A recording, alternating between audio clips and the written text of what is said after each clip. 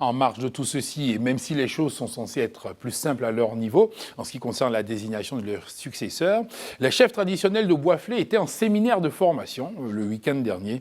Un séminaire portant sur leurs missions et attributions, mais aussi et surtout sur le mode de dévolution de leur pouvoir et leur rapport avec les autres leaders communautaires. Cela peut paraître simple vu de loin, mais à la vérité, les successions sont bien des fois sujets de grands conflits dans certaines communautés, et c'est très conscient de cela et de l'impact que ces désaccords peuvent avoir sur l'harmonie communautaire que le préfet Gombagui Georges a invité 74 chefs de village et les 74 présidents de mutuelles et de jeunes du département à ces 2 jours de réflexion. Qu'en est-il ressorti? On fait le point avec Pierre Loy et Yannick Efoumi.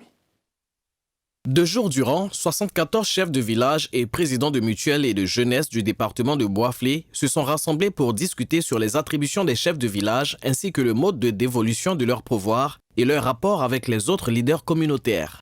Les modes de désignation des chefs selon les us et coutumes ont été également identifiés pour mettre fin aux récurrents conflits de chefferie que connaît le département de Boisflé. Ce que j'ai constaté, c'est qu'il y a une méconnaissance des tests. Parce qu'il y a les cadres et les mutuelles qui pensent qu'ils sont au-dessus du chef, qu'ils peuvent en imposer au chef, que le chef doit leur rendre compte, que le chef est soumis à leur autorité. Aujourd'hui, avec les développements qui ont été faits par M. le directeur général de l'administration du territoire, ils ont compris que l'autorité dans le village, c'est le chef. La chefferie se porte mal dans cette localité, a relevé le préfet de Boisflé. Voilà ce qui a motivé ce séminaire. L'occasion pour le directeur général adjoint de l'administration du territoire, Dr Douindo, d'éclairer la lanterne de la chefferie, la jeunesse et les mutuelles sur le rôle et les attributions du chef de village.